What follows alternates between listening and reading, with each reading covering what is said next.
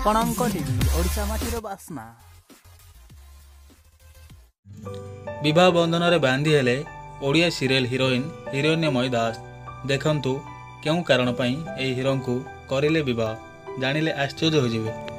बाहेले Odia serial heroine हिरण्यमयी तेबे आपण माने हिरण्यमयी दास को तो बेस भल भाव जानिथिबे। दीर्घ दिन धरी से हॉलीवुड इंडस्ट्री रे अभिनय कर आसुचंती।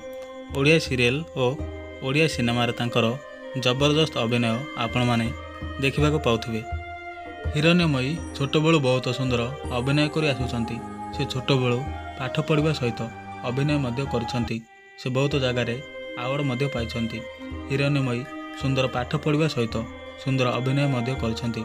ताहले भविष्य में से जड़े पाठ पढ़ी आईएएस टॉपर हेबे बोली से शेयर करिसंती। तेबे वर्तमान समय रे हिरण्यमयी को बाहागर हो जाउथुबा कथा देखिबाको मिलुछि।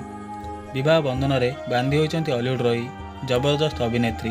ताहले ए सीरियल रो हिरो को विवाह करछंती हिरण्यमयी दास।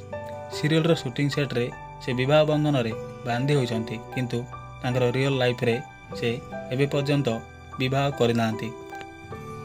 आउ या छड़ा से अभिनय करी बड़ परदारे हिरोइन हेबार आशा भी तांकर रहिछि। आउ यारी मध्य रे हिरण्यमयी एबे प्राय 22 वर्ष हो जाइछि। तेबे 22 वर्ष रे हिरण्यमयी एबे बहुत सारा लोकंक ठारो भल पाइबा पाइछंती।